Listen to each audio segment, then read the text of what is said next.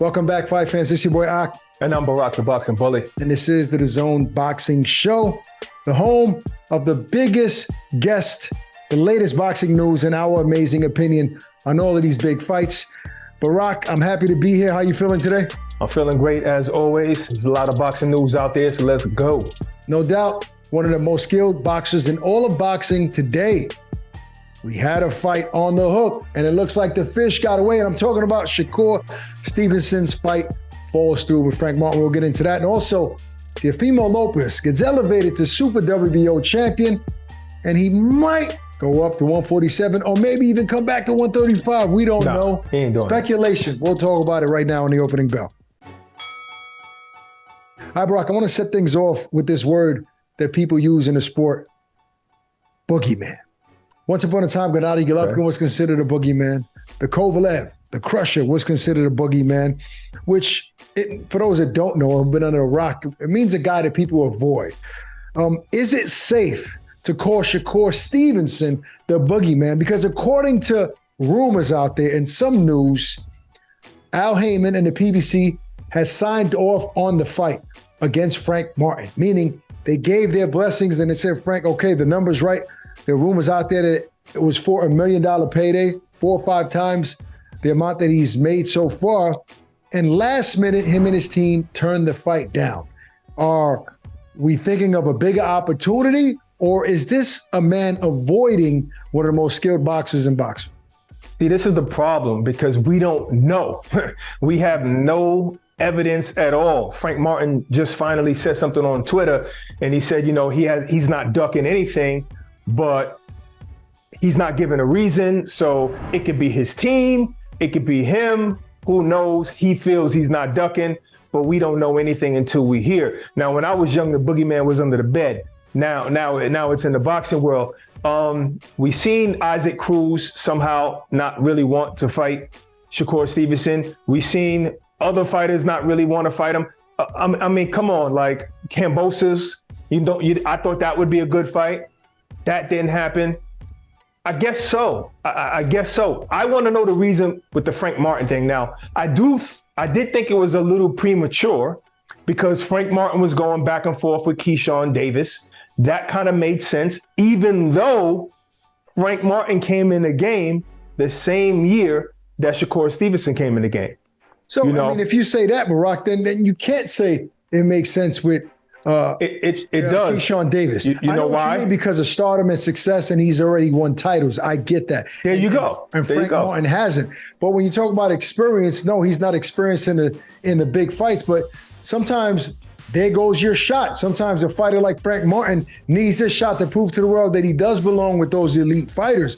And if the fight was agreed on and people were there was a date set out for it, that means there had to be some sort of agreement, right? Even if it wasn't signed on a dotted line, there were terms that were agreed upon in order for these people to put this fight out and put the date out. So at one point, Frank Martin agreed to fight Shakur Stevenson for a certain amount of money, and somebody changed their mind. We know it wasn't Shakur Stevenson. Now, I'm not going to go out and say that Frank Martin was ducking Stevenson because, to your point, we don't know the details, right? The devil's in the details.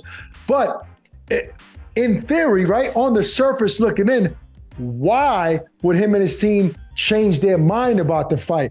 And it could be where this right here is a title shot against arguably one of the most skilled fighters in boxing. We know that Devin Haney is fighting at 140. The 135 division is about to be spread out with a lot of vacant world titles, a lot of them. So I think that maybe him and his team feel like we can probably capture one of those titles in an easier fight than against Shakur Stevenson. So maybe we don't go out for this one. I mean, that's one of the speculations that's out there. Some people are even saying maybe Frank Martin was going to be on the undercard of the rematch between Crawford and Spence. That makes that card a little bit juicier, but we don't know. It depends on who he fights, Barack, on that card. Absolutely. See, listen, I do think this was Frank Martin's shot, to fight somebody like Shakur Stevenson, and your shot at your first title. It's your first title shot. I thought this was great, and I was actually interested in because I see the skill set of Frank Martin. Now, but that doesn't mean that he was necessarily ready. I don't know. We was going to see that night. I was very excited. I just don't like certain narratives. Like I seen something online saying that, oh, well, Shakur offered him way less percentage than Devin Haney offered Shakur. I'm like, that's a horrible comparison. That doesn't even make sense. Terrible. You know, Shakur was a 2-division champ, unified at 130 champ. pounds, you know, and he did all of that in 5 years. 2 divisions champ in 5 years in the game, you know. So I just feel like Martin didn't come from the Olympics, silver medalist. So his rise in the game was a little bit slower from 2017, even though Shakur came in the same year. So, and now he's with a great coach. Give him some time. That's what I thought. So I was surprised to see it, but I was also happy to see it. The way he dismantled Michelle Rivera and everybody else he fights, he's so much ahead of them. This would have been a great fight for me to see. Yeah, most likely. And look, him and his team obviously have reasons as to why they changed their mind about the fight. But on the flip side to that, we got a guy who's been wanting to get in the ring with the top guys and been calling all of them out, including everybody. Gervonta Davis, Devin Haney, Ryan Garcia, everybody at 135. Let me just say one thing. Look, this guy, Frank Martin, right? He doesn't have the accolades that Shakur does. But Shakur has no pride. You know, some fighters who reach that pinnacle, you know, you're right there at the top of any division you go to because you've already been a champ in 2 divisions.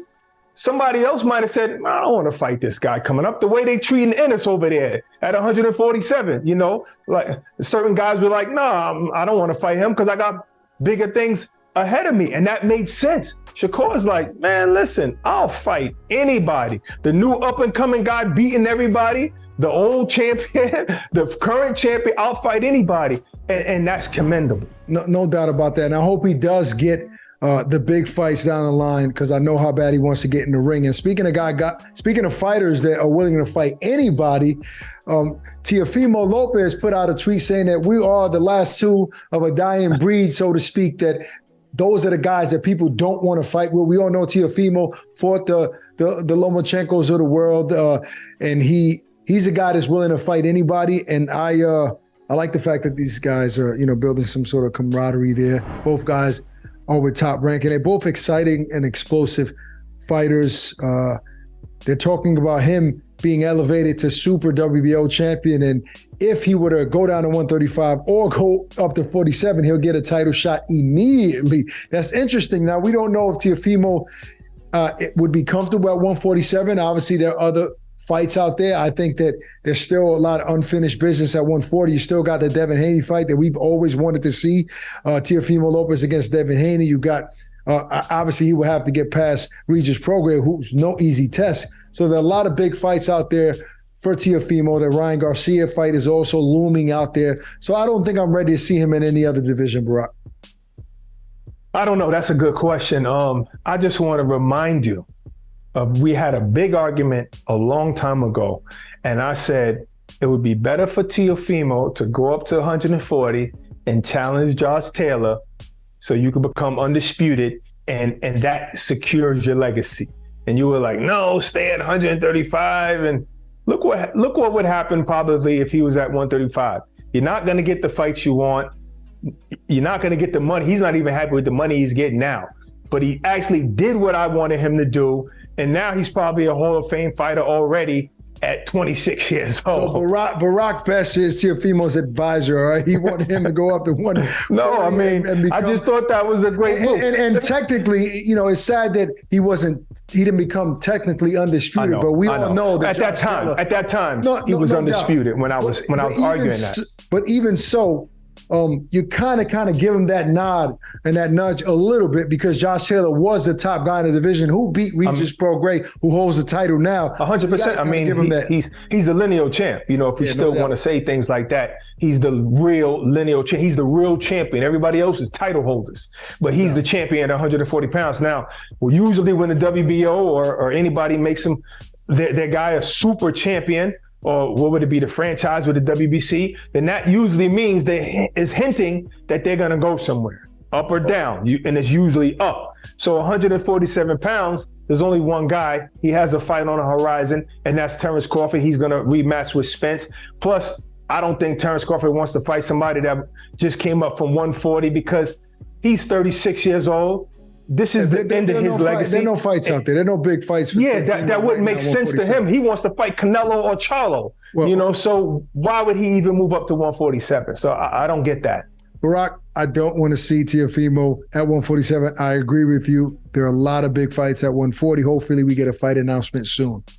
We definitely know we're not going to see him at 135 pounds. He had a hard enough time making it to fight Kambosos and anyone else. So it got to be 147 if he was the move, but I'd rather him stay at 140 as well. That's right. That's our show for today. Hope you guys enjoyed it. Peace and love. Stay safe. We're out of here.